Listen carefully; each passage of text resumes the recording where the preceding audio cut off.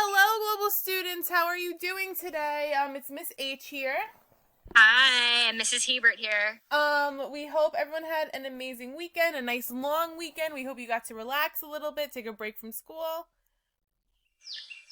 And yeah. And yeah, hopefully you're staying up to date with all of your assignments for all of your classes, because you guys know this part of the year it's going to go crazy fast. We're going to be done before you know it. We're wrapping up already. It's crazy how quick it's going. So definitely. I feel like I used to tell you guys that when we were doing Latin America, you'd be sitting in class with flip-flops and shorts on. Yeah.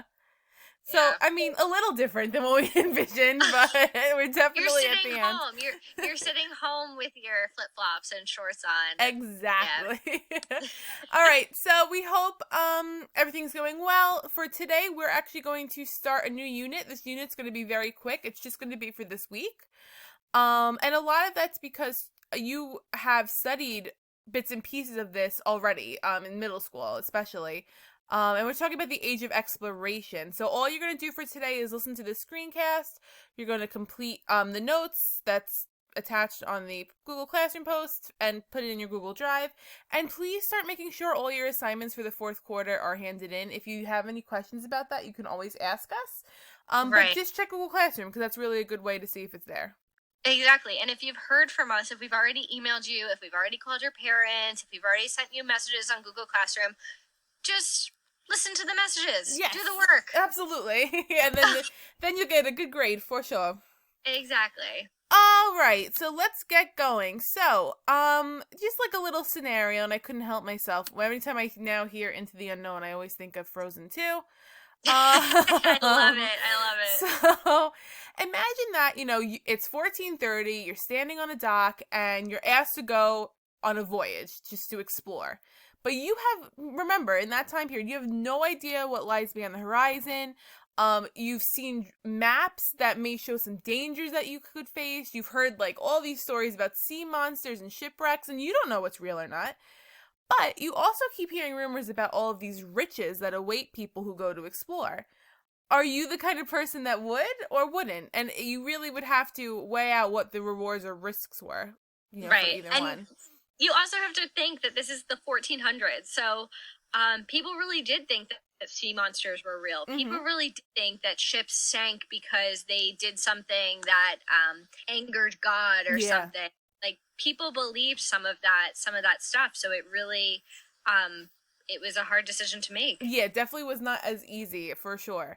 But if we look at the next slide, we see that really it's the Renaissance and that questioning spirit that kind of pushes the age of exploration forward.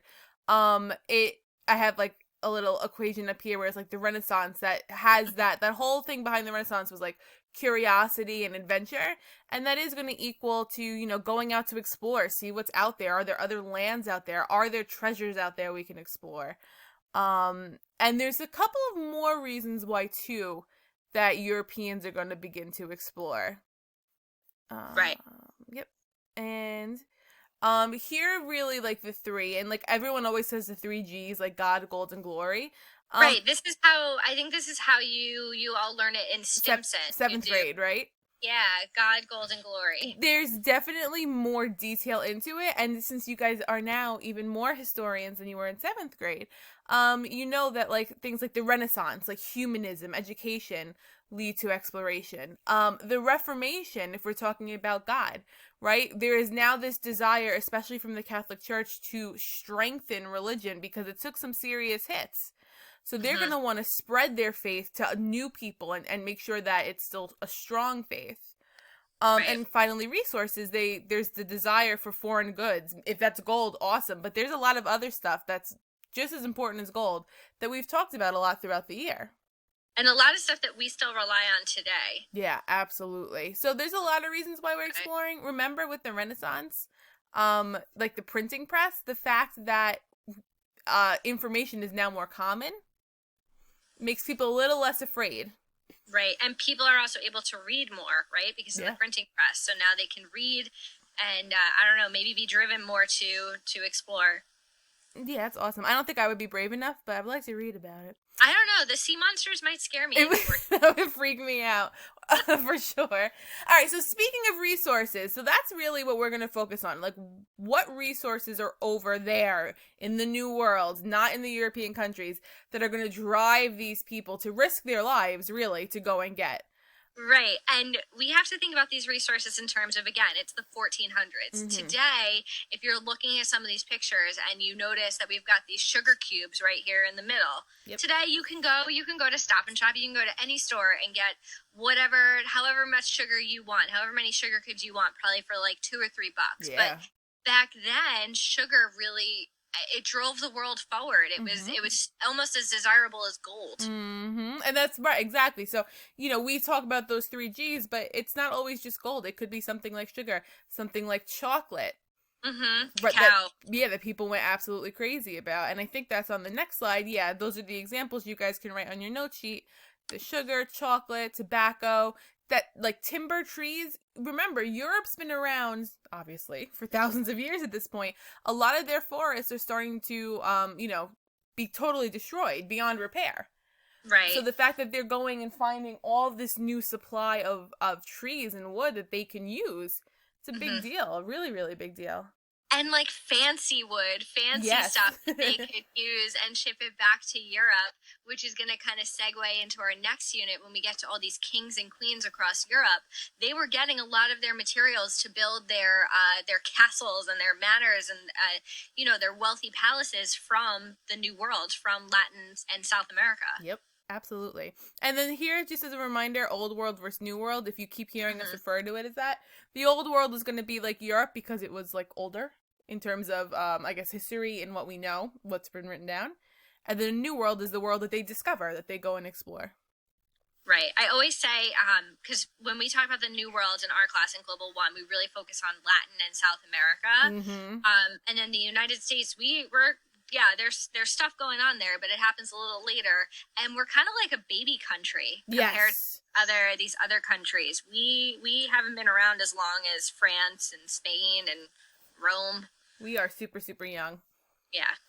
All right. So, talking more about the resources, there are a couple of things that we need to talk about, because it's not as easy as Europeans get off a ship in the New World, cut down some trees and leave, right? They're going to have to enforce a system in order to make sure that they get these resources. Right. And this system became known as the encomienda system, which for my Spanish speakers out there, if you switch mienda and you add, an R in there, it might be a better way to remember this system, because this system was really not good for the native people of the Americas. And that's for sure, actually. Yeah. And it's funny because in the next slide, we'll see. Actually, I'll go to it now. I'll come back. You can see what like the plan versus the reality was, where you could see what the goal was at first, and then what ended up actually really happening. And basically, it ended up being that Europeans would force native people to work for their conquerors. So the Europeans would force the native people to work for them, to cut down the timber that they need, to harvest the sugar cane, to do things like that. And unfortunately, it was not a very moral system or a willing system, which Bartholomew de las Casas exposes.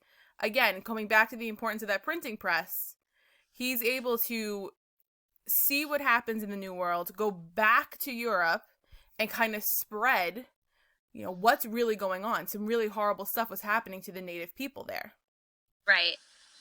So Europe turns around, they pass these laws, the new laws of the Indies, and they're a good idea, right? Because you want to have these laws to protect the native people. However, it's kind of like one day maybe you might move out of your parents' house and your mom or dad might call you and say, "Did you make your bed?"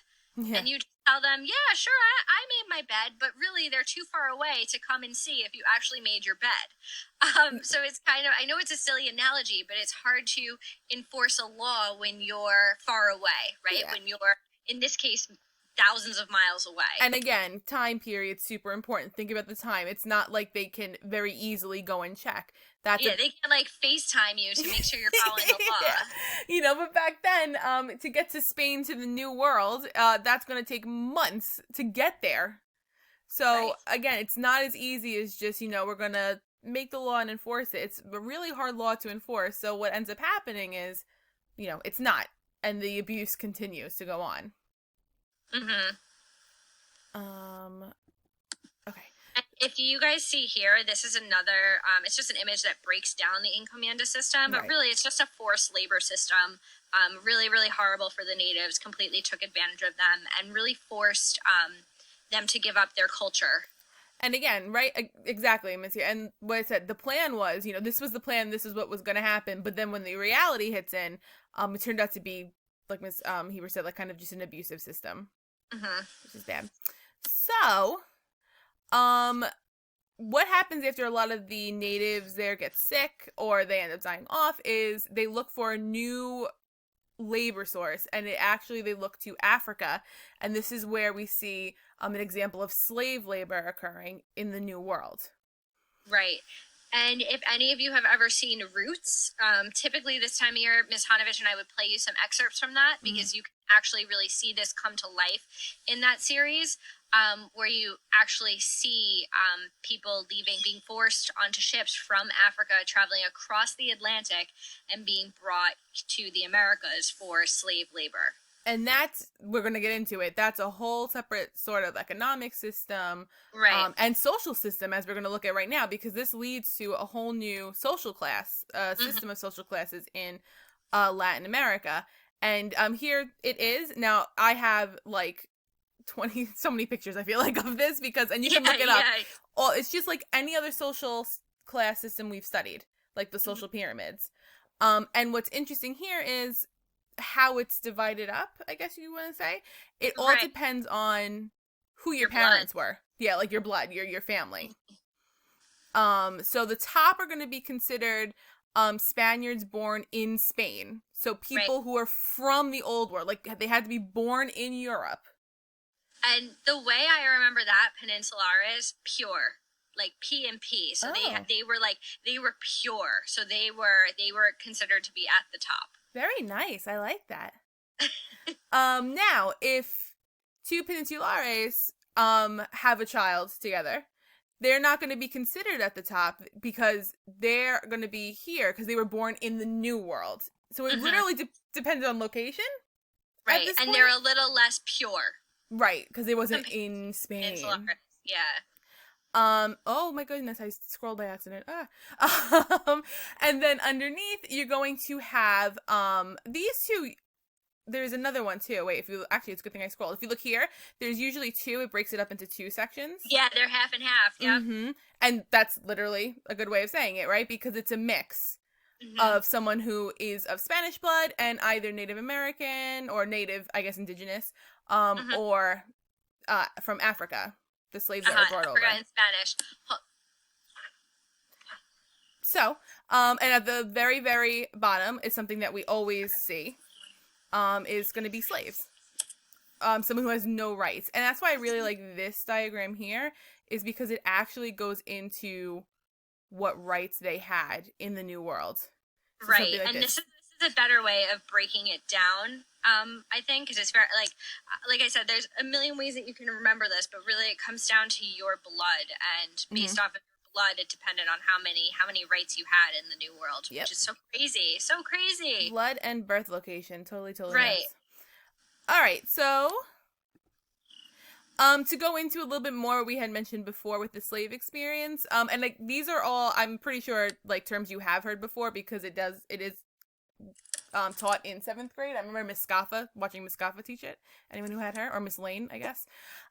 You have the triangular trade, which is right here. Miss Hebert found this amazing picture, and it's literally called a triangular trade because it has these 3 points that make a triangle. Right, and this is exactly what we were just talking about earlier, where you see these raw materials, so like the sugar, the tobacco, going to Europe, and then coming back eventually towards the Americas. And we're going to get a little bit more into this, I think, on Thursday. And the middle passage is basically this route here that goes from Africa to the America, and that only really had to deal with slaves. Right. The slaves on the ships. So The last thing we're going to go over is mercantilism, which basically is the new economic system that comes about